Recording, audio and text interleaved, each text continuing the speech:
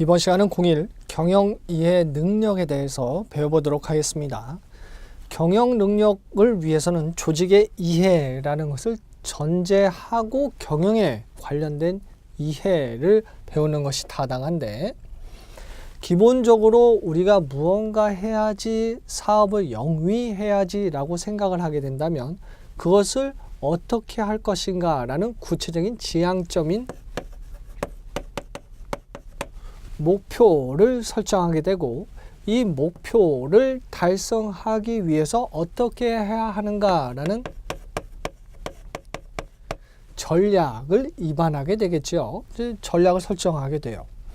이러한 전략을 달성하기 위해서 인적인 구조라든지 자금적인 측면들을 상호 간에 결합을 시키게 되는데, 이때 우리는 목표를 달성하기 위한 장기적인 전략을 수행할 수 있는 조직화를 도모하게 됩니다. 조직화라는 것은 그러한 기업의 경영의 영리 조직이든 비영리 조직이든 달성할 수 있는 구성원들에게 체계라는 것을 갖출 수 있도록 하는 것이고, 그것이 구조화되어져서 나타나게 되는 것이 조직화가 되겠지요. 따라서 내가 어떠한 조직 내의 구성원이다 라고 했을 때는 나의 역할뿐만 아니라 내가 속해 있는 팀, 그리고 그 팀 이 위상에 있는 위계라고 할 수 있는데, 그 위에 있는 기업의 목표를 이해하고 있다면 자신의 역할이 어떠한 그런 기능적인 역할을 수행하는가를 보다 더 이해할 수 있게 되고, 추후에는 경력 사다리라고 하죠. 이 상위의 그런 위치에도 이전될 수 있는, 이동할 수 있는 기회가 됩니다. 따라서 01 경영을 이해하겠다라는 것은 조직 구성원으로서 당연한 그런 능력이라고 볼 수가 있고요. 첫 번째 괄호는 경영의 구성 요소라고 해서, 경영이라는 것이 기업이 수행을 할 수 있는 목표라고 했으니까 목표, 목적이라는 것이 필요하게 되고, 두 번째 동그라미는 인적 자원이라는 것은 달성하기 위해, 전략을 달성하기 위해 필요한 구성 요소죠. 과거에는 사람이라는 것은 도구라는 개념들의 산업혁명의 시대가 있었지만, 지금은 사람은 발전할 수 있고, 그 발전한다는 것은 기업의 가치를 올릴 수 있는 하나의 자원으로 인식한 거죠. 그래서 그 해당 조직 구성원에게 여러 가지 교육적인 혜택이라든지 혹은 더 많은 그런 기업을 발전시킬 수 있도록 하기 위한 그런 개발을 또 많이들 지원을 하게 됩니다. 또한 목표와 전략, 인적 자원만 있어서는 안 되죠. 운영할 수 있는 자금이라는 것이 필요한데, 우리가 통상 자금 하면 당장 얼마라는 의미도 있지만, 기업이 경영을 하게 되면 나가는 돈도 있지만 들어오는 돈도 있기 때문에 흐름이라는 것도 상당히 또 중요하게 됩니다. 그래서 첫 번째 동그라미가 경영의 목적인데, 조직의 목적을 어떤 과정과 방법을 택하여 수행할 것인가를 구체적으로 제시해 줄 수 있는 것이고, 경영자 평가라고 해서 조직의 목적 달성 여부에 따라 경영자가 평가를 받을 수 있게 됩니다. 두 번째 동그라미는 인적 자원이라고 해서, 인적 자원은 경영 성과에 당연히 영향을 미칠 수밖에 없죠. 이에 따라 조직 구성원들이 가지고 있는 역량은 어느 정도 되는지, 또 직무 수행 결과는 어떻게 나왔는지에 따라서 경영 성과는 당연히 달라집니다. 경영자의 역할이라고 하게 되면 조직을 위해서, 조직화를 위해서 우리가 선발이라는 걸 하게 되죠. 지원하시는 분들에게 적정한 그 해당 회사에 적합하고 부합되는 인물을 또 선발을 하게 되고, 그 선발된 인원을 적재적소에 배치를 할 수 있게 되는데, 경영자는 조직의 목적과 필요에 부합하는 인적 자원을 채용, 이를 적재적소에 배치, 활용하는 것이 필요합니다. 세 번째 동그라미는 자금이라고 해서 경영활동에 사용할 수 있는 금전을 의미하는 것이고, 사기업에서 새로운 이윤을 창출하는 기초가 되지요. 앞선 강의에서 시장지향적인 측면들이라고 해서 마케팅이라고 했는데 시장지향적 활동들이 너무 광범위하니까 좀 더 구체화시킬 수 있도록 사피라는 것을 제시하는 것이 전통적인 경영 이론이죠. 제품을 만들고 그 제품의 적정한 가격을 만들고 어디에 팔 것인지가 결정이 되고 잘 팔릴 수 있도록 프로모션을 하게 되는데 첫 글자를 따서 사피라고 하게 됩니다. 이 중에 프라이스가 이윤을 창출할 수 있는 요소가 되지요. 마찬가지로 자금이라는 것은 내가 무언가 이윤을 창출할 수 있도록 하기 위해서 소요될 수 있는 그런 금전을 의미한다 생각하시면 됩니다. 네 번째 동그라미는 전략입니다. 조직이 가지고 있는 자원의 효율적 운영을 통한 조직의 수행 과제와 달성 목표를 제시해 줄 수 있게 되는 것이죠. 니은 기업 내 모든 인적 물적 자원을 경영 목적 달성을 위해 조직화하고 이를 실행에 옮겨 경쟁 우위를 달성하는 활동을 전략이라고 볼 수가 있게 되는 겁니다. 두 번째 괄호는 이러한 경영의 구성 요소가 갖추어져 있는 상태 내에서 과정이라는 것이 필요할 수 있는데 동그라미 1번 경영자가 경영 목표를 설정하고 경영 자원을 조달 배분하여 경영 활동을 실행, 이를 평가하는 일련의 과정이라고 볼 수가 있고 이러한 과정의 단계는 계획을 하고 그 계획 하에 실행을 하고 그 실행 정도를 평가하는 단계를 거치게 됩니다. 경영계획은 조직의 미래상을 설정, 이를 달성하기 위한 대안을 분석하고 목표를 수립해서 실행 방안을 선정한다고 보시면 되고요. 경영 실행은 조직 목적을 달성하기 위한 활동과 조직 구성원의 관리가 되는 것이고 경영 평가는 수행의 결과를 감독, 교정하여 다시 경영계획 단계로 피드백할 수 있는 이것이 경영 평가라고 볼 수 있습니다. 여러분들께서도 이러한 것들이 일상생활에서도 있다라는 걸 익히 알고 계십니다. 여행을 간다. 계획하시겠죠. 그 계획하에 여행 다니시게 될 겁니다. 다녀오셔서 경영 평가처럼 평가를 하겠죠. 참 추억이 좋았다. 참 좋은 경험이었다와 같은 평가를 할 수 있을 겁니다. 다음에 또 가야지 하면 피드백이 되는 거죠. 다른 데 가야지 거기도 좋았지만 더 좋은 곳이 있대 라는 것들이 피드백의 효과라고 볼 수 있습니다.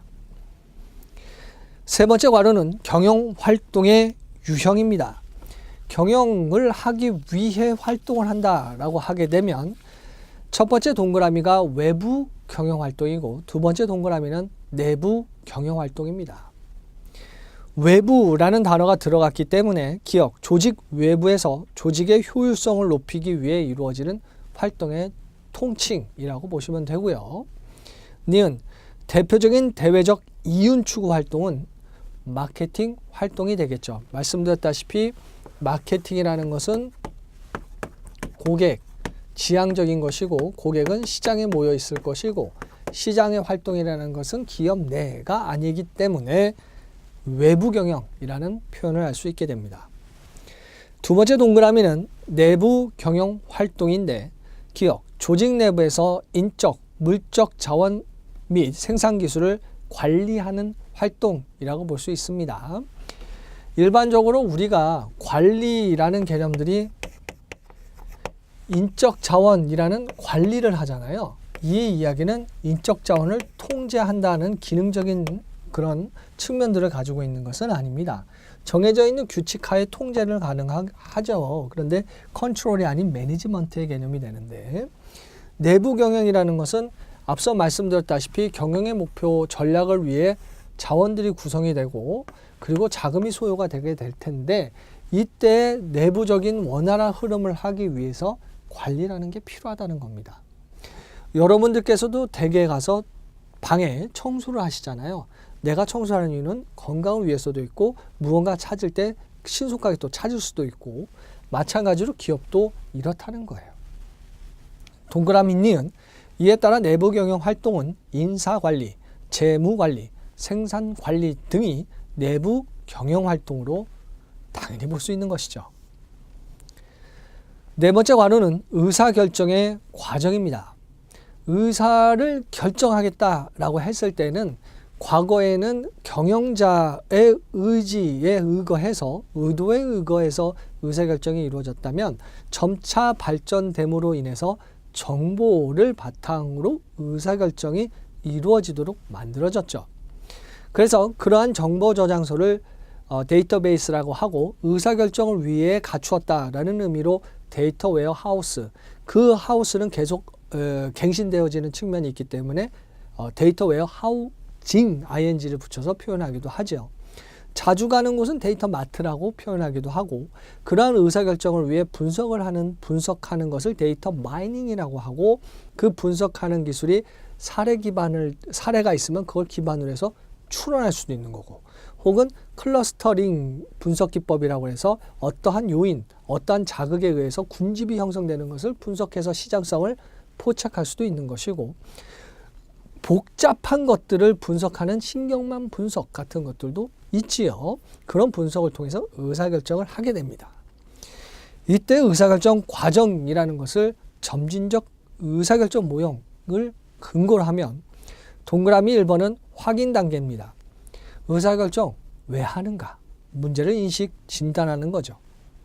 문제의 심각성에 따라서 체계적 또는 비공식적으로 이루어질 수 있습니다. 니은 문제를 신속히 해결할 필요가 있는 경우에는 진단 시간을 줄이는 즉각적 대응이 또 필요할 수 있겠죠. 즉각적 대응은 과거에 비해 현 시점에 보다 더 중요한 전략적 요소이기도 합니다. 과거에는 TV도 귀했고 신문으로 모든 것들의 정보를 오갈 때에는 과거 해외의 정보가 온다. 그럼 그 정보 오는 시간도 필요하고 획득하는 시간도 필요하고 그것이 확산되는 기간도 상당했어요. 근데 지금은 그 정보가 오기 전에 이럴 것이다 라는 추측이라는 부분들도 가능한 정보의 바다에서 정보를 얻으실 수 있지요. 이에 따라서 즉각적인 대응이라는 것이 경영 전략으로 도입이 된 것은 소비자들이 원하는 것을 생산하는 것이 경쟁의 우위라고 했고, 그 중에 신속하다는 것에서 가장 대표적인 것이 유행이 있는 클래식한 것 말고 유행이 있는 의류가 될 것이고, 그 의류 같은 경우에는 수요라는 시기, 기간이라는 것이 상대적으로 과거에 비해 훨씬 더 짧아졌기 때문에 신속하게 그 유행하는 것을 공급하는 게 필요하게 되겠죠. 퀵 리스폰스의 등장이 바로 여기에 나오게 된 겁니다. 그래서 이러한 부분들에 대해서 문제다라고 하더라도 문제에 대한 진단, 그 진단에 따른 부분들의 신속한 대응, 이것이 중요해진 거죠. 확인 단계예요. 두 번째 동그라미는 개발 단계다라는 것은 문제다. 뭐가 문제냐? 그렇다면 그것에 대해서 해결은 뭐가 있겠는가라는 것으로 기존 해결 방법 중에서 찾는 탐색 과정, 조직 내 관련자와의 대화나 공식적인 문서를 참고할 수 있고, 니은 이전에 없었던 새로운 문제 해결한 설계라고 해서 다양한 의사결정 기법을 통해 시행착오적 과정을 거치면서 적합한 해결 방안을 모색하면 되죠. 즉 과거에 있는 것이다 라고 하게 되면 탐색을 하면 되는 것이고, 관련 정보들을 없는 경우다 그러면 가장 최정안을 해결 방안을 확인하기 위한 모색 같은 것들을 할 수가 있게 돼요. 또 재밌는 건 시장이라는 부분들을 지향을 하는 것이기 때문에 우리가 많이 들어본 것이 시장조사죠. 마켓 리서치. 그럼 조사를 하는 데 있어서 무엇을 조사하는가에 따라서 바로 본조사를 하는 경우도 있지만 탐색조사를 하는 경우가 있어요. 예를 들어서 신제품이 구매를 할 것인가 안 할 것인가 라고 했을 때 그 신제품이 혁신제품이라면 탐색조사를 통해서 지금 나온 이 제품 혁신입니까 아닙니까 처럼 조사를 하는 거죠. 대다수가 혁신이라고 생각한다. 그럼 혁신제품, 그에 따라서 이 혁신제품 구매할 의도가 있는가를 조사하면 되는 거예요. 이때 탐색이라는 단어를 쓰지요. 따라서 해결을 한다라고 했을 때 분명한 것들이 있거나 분명하지 않았을 때 분명하게 만드는 것들을 탐색 과정을 통해 해결할 수 있게 됩니다. 세 번째 동그라미는 선택 단계입니다. 한 사람의 의사결정권자에 의해 판단에 의한 선택을 할 수도 있고 경영과학 기법과 같은 분석에 의한 선택, 이해관계 집단의 토의와 교섭에 의한 선택을 할 수도 있습니다. 경영과학이라는 것은 경영이라는 자체가 독일과 미국식 경영이라는 것이 있어서 독일이 초창기 때 이론적인 성향이 학문적인 성향이 강했고 경영은 미국 같은 경우에는 실무적인 것이 강했고 그래서 우리나라 초창기 때는 미국에서 유학을 받 더 이제 경영을 도입하다 보니까 경영과학이라는 것이 보편적인로 이제 사용이 됐었는데 이때 경영과학 기법과 같이 정해져 있는 부분들을 어떻게 해결해 나갈 것인가라는 분석을 할 수도 있고요. 또는 조직이라는 것은 조직과 조직 또는 대외 조직 간의 관계라는 것이 또 중요한 부분이기 때문에 이해관계 집단의 토의, 교섭 이런 것들은 당연히 필요하고 선택할 수도 있게 됩니다. 따라서 확인, 개발, 선택의 단계가 의사결정 과정에 활용될 수 있다는 것이죠. 다섯 번째 과로는 집단 의사결정의 특징입니다. 집단이라는 것이 하나의 팀이 될 수도 있는 것이고 혹은 하나의 기업이 될 수도 있는 것인데 동그라미 1번 한 사람이 가진 지식보다 집단이 가지고 있는 지식과 정보가 더 많아 효과적인 결정을 할 수 있다. 여기서 중요한 표현은 할 수 있는 거죠. 한 사람이 전문가로서 보다 더 나은 의사결정을 할 수도 있습니다. 우리가 탐색조사라고 했잖아요. 예를 앞에서 설명을 드리면서 탐색조사 중에 전문가에게 물어보는 경우가 있어요. 전문가에게 의견을 물어본다 해서 델파이 기법이라고 해서 그리스 델피 신전에 가면 뭐든지 해결한다. 그래서 전문가한테 물어보자. 이런 경우가 있지요. 사람들이 뭐 머리가 좋다 나쁘다 조사하고 싶은데 잘 몰라요. 그러면 뭐 이 뇌에 관련된 뭐 전문가 의사분들 찾아가게 되면 그 전문가분들이 IQ 테스트 하세요. 아 그럼 IQ 테스트 해야지. 이런 것들이 델파이 탐색조사라고 보시면 될 텐데 이렇게 한 사람이 가진 지식보다 조직이라면 집단이 일반적으로 크다라는 거예요. 그래서 전문가 조사를 한다라고 하더라도 전문가 집단의 조사를 하게 되죠. 두 번째 동그라미 각자 다른 시각으로 문제를 바라봄에 따라 다양한 견해를 가지고 접근할 수 있게 됩니다.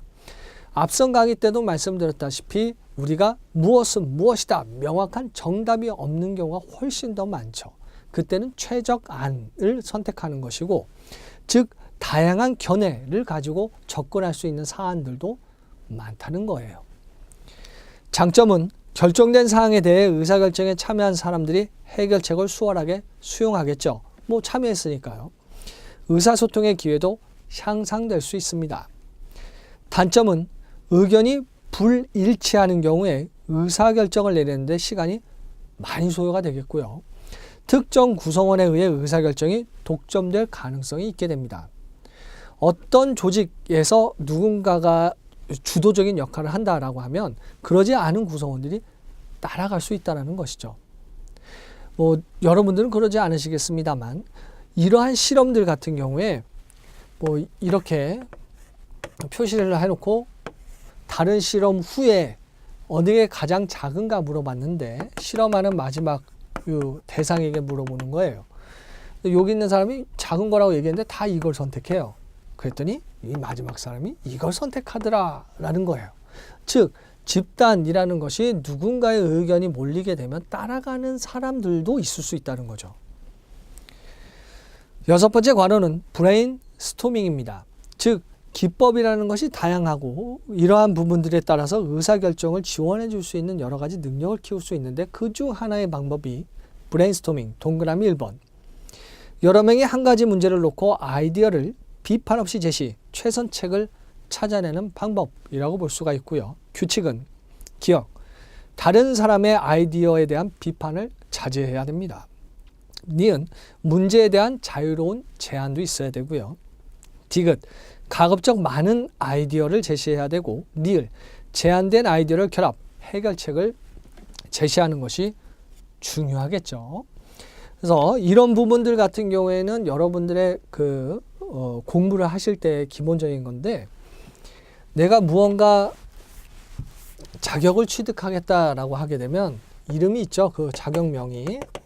그럼 그 자격명을 달성할 수 있는 과목들이 있게 되고 그 과목을 이름이 있잖아요. 그 과목에 달성할 수 있는 세부 컨텐츠, 목차가 만들어지게 되고 그 목차 내에 세부 기술들이 내용들이 만들어지게 돼요.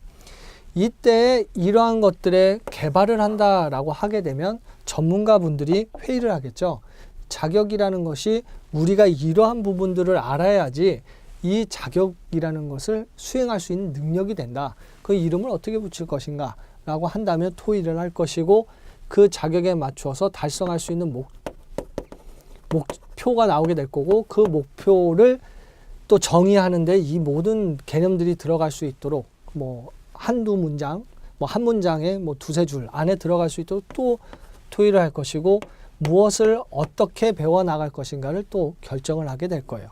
이때 회의를 하는 거죠. 무슨 능력이 있어야 됩니다. 그러면 쭉 찾아가지고 이렇게 묶을 수가 있는 거예요. 묶어서 이것을 무엇이다 라고 찾을 수도 있잖아요. 이렇게 한다면 브레인스토밍을 하는 것이 효과적일 수도 있지요. 7번째 관원은 경영전략의 추진 과정입니다. 전략이 있는 이유는 목표를 달성하기 위함이기 때문에 목표를 설정해야 되겠죠. 달성할 수 있는 비전을 설정하는 것이고 미션을 설정하면 됩니다. 두 번째는 목표를 달성하기 위해서 분석을 해야 되죠. 내부 환경 분석이라든지 외부 환경을 분석을 통해서 적궁합한 그런 이해를 할 수가 있게 되고, 그에 맞는 경영 전략을 도출할 수 있게 됩니다. 조직 전략이나 사업 전략, 부문 전략처럼 전략을 도출할 수 있게 되고, 이에 따라 네 번째 동그라미 경영 전략을 실행하게 되겠죠. 이럴 때에는 효율성뿐만 아니라 들어간 노력에 비해 산출 정도를 비교하는 것뿐만 아니라 내가 설정해 놓았던 목표의 달성 정도, 즉 효과성 같은 부분들도 평가하게 되겠고요. 다섯 번째 동그라미는 평가 및 피드백이라고 해서 경영 전략 결과를 평가하고 목표, 전략을 재조정할 수도 있습니다. 재조정한다는 의미는 시장은 유동이라는 거죠. 고정되어 있지 않다라는 겁니다. 왜냐하면 시장을 형성하는 것은 고객이니까요. 소비자니까요. 8번째 괄호는 경영 전략의 유형입니다. 경영 전략이라는 것은 이렇게 생각하시면 돼요. 내가 무언가 시장을 타겟팅을 하는데 거기서 장기적으로 어떻게 활동할 수 있겠는가를 분석할 수가 있게 되는데, 그때 우리는 경쟁이라는 것에 놓여질 수밖에 없고, 이때 경쟁을 어떻게 대처할 것인가 전략을 도출해서 실행을 하게 되는 것이죠. 이때 가장 기본적인 것이 마이클 포터의 본원적 경쟁 전략이라고 볼 수가 있게 되는데, 첫 번째는 원가 우위 전략입니다. 원가가 우위에 쓸 수 있으려면 유통망을 상대적으로 축소를 시켰다든지 소요되는 생산 비용을 낮췄다든지 그로 인해서 만들어지는 제품의 단품의 그런 원가가 다른 경쟁사들보다 우위에 쓸 수 있는 그런 상황 내에서 수행할 수 있는 전략이 됩니다. 따라서 원가 절감을 통해 해당 산업에서 우위를 점하는 전략이라고 볼 수 있지요. 기술력이 있다면 더할 나위 없이 좋은 전략이기도 합니다. 그 다음에 차별화 전략이죠.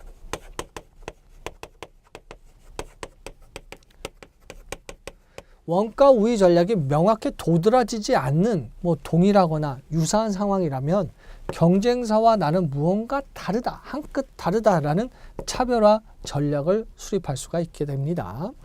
차별화 전략이라는 것은 생산품이나 서비스를 차별화해서 고객에게 가치 있고 독특하게 인식되도록 하는 전략이라고 볼 수가 있게 되죠. 이것은 경쟁사와 구별을 시켜줄 수 있기도 하는 겁니다.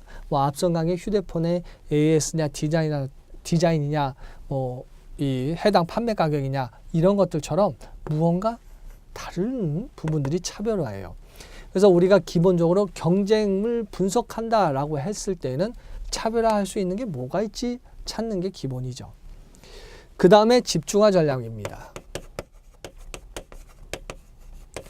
경쟁을 하는 데 있어서 집중하다라는 것은 한 곳에 집중할 수밖에 없는 상황이라는 거죠. 이미 경쟁사들이 시장을 점유하고 있고 또는 어디 부분 시장이 취약하거나 혹은 내가 자금이나 인력, 시간이 한정된다. 그럼 집중할 수 있는 시장을 타겟팅할 수 있듯이 집중화 전략이라는 것은 경쟁 조직들이 소홀히 하고 있는 한정된 시장을 집중적으로 공략하는 전략이라고 보시면 됩니다. 그 다음에 9번째 괄호는 경영 참가 제도입니다. 우리가 하고 있는 내용 자체들은 경영을 어떻게 하면 더 잘 이해할 수 있겠는가 능력을 향상시키는 것이고, 그에 따라 기본적으로 경영의 전략이라는 것들이, 또 유형으로는 경쟁 전략은 이라는 부분들을 배웠다면, 9번째 괄호는 경영 참가 제도입니다. 목적은 경영의 민주성을 제고하겠다라는 측면이고, 참여자들에게는 동기부여가 작용되기도 합니다. 기억 보시면 노사 간의 세력 균형이라고 해서 근로자 또는 노동조합의 의사를 반영, 공동으로 문제를 해결할 수 있게 되고, 니은 경영 효율성 제고라고 해서 근로자나 노동조합이 새로운 아이디어 제시, 현장에 적합한 개선 방안 같은 것들을 마련할 수 있다라는 것이 목적이 되는 것이죠. 즉, 경영자가 이론적인 측면들이 강하다고 예를 들자면, 현장에서는 실무적인 측면들이 강하고 그에 따른 노하우가 축적되어 있는 상태이기 때문에 이론과 실무가 접점을 찾을 필요성이 있을 때 경영 참가 제도를 이용하면 되죠. 두 번째 동그라미는 유형입니다. 경영을 참가할 때 기억, 경영 참가는 경영자의 권한인 의사결정 과정에 근로자, 노동조합이 참여할 수 있는 것이고요. 니은 이윤 참가라고 해서 조직의 경영 성과에 대해 근로자에게 배분, 조직체에 대한 구성원의 몰입과 관심을 높일 수 있는 방법이기도 합니다. 즉, 경영에 참가한다라고 했을 때 말 그대로 경영에 참가하기도 하지만 이윤이라는 것을 어떻게 관리하고 또 그러한 부분들을 운영할 것인가에 대한 참가도 가능합니다. 그 다음에 디귿 자본 참가라고 해서 근로자가 조직 재산의 소유에 참여, 근로자들의 주인의식과 충성심, 성취 동기를 유발하는 방법으로 대표적인 것이 자사의 자기 주식을 취득하는 경우가 되죠. 그래서 자기 회사의 주식을 취득함으로 인해서 주인의식이라는 것이 함양될 수가 있게 되는 겁니다. 그 다음에 세 번째 동그라미 문제점은 경영 능력이 부족한 근로자가 경영에 참여할 경우 신속하고 합리적인 의사결정은 당연히 어려워지겠죠. 경험이 없거나 지식이 없고 정보가 없다면 어려워집니다. 니은 대표로 참여하는 근로자가 조합원들의 권익을 지속적으로 보장할 수 있는지는 불투명하다라고 할 수 있는데, 이것이 이제 명확성이 떨어지는 상황이 되는 것이죠. 우리가 일반적으로 뭐 이런 경우도 있습니다만, 경영에 참가하는 경우에 우리 그 회의라는 걸 하잖아요. 기업이 있게 되면 기업은 비즈니스 유닛들이 있어요. 사업 단위들이 있게 되는데, 이러한 사업을 영위하다 보면 상호 간의 경쟁 관계, 견제 관계, 이런 것들이 형성될 수밖에 없게 되겠죠. 그때 조직이라고 봤을 때 전체 조직이고 부문 조직이 있다고 했을 때 그 부문 조직 간의 상호 간에 어떤 새로운 기술이라든지 기술이 들어오면 내가 이 밑으로 가야 되는 상황이 생길 수도 있고, 그렇다면 이런 것들을 막기 위해서 자신의 조직을 조금 더 견고하게 하기 위한 노력을 기울일 수가 있는데, 이런 것을 헤일로 이펙트라고 그러죠. 그 곡물 창고 이렇게 생긴 거, 데이터베이스처럼 생긴 거, 여기 곡물이 내려오는 이런 효과, 즉 독립돼서 운영하려고 한다, 이런 부정적인 효과들도 있어요. 그래서 문제점이라는 것은 대표로 참여하는 근로자가 조합원들의 권익을 지속적으로 보장을 한다라고 하기에는 대표 참여의 권한이라는 것이 존재하고 그에 따라서 이익이라는 것들을 결정해야 되기 때문에 보장할 수 있는지는 불투명할 수 있는 거예요. 디귿 경영자의 고유한 권리인 경영권을 약화시킬 수 있죠. 약화가 시키게 되면 보다 더 명확할 수 있는 경영 의사결정이 지체가 되는 것이고, 그 지체는 곧 경쟁사의 경쟁 우위를 넘겨주는 경우도 될 수 있다는 겁니다. 리을 노동조합의 단체 교섭 기능이 약화될 수도 있게 됩니다. 참가라는 측면들에 보다 더 중점을 두게 되면 약화가 될 수 있게 된다는 것이죠. 이것이 경영참가 제도입니다. 이렇게 해서 공일 단원에 관련된 내용을 모두 배워보았습니다. 복습 부탁드리고요. 강의 수강하시느라 수고 많으셨습니다.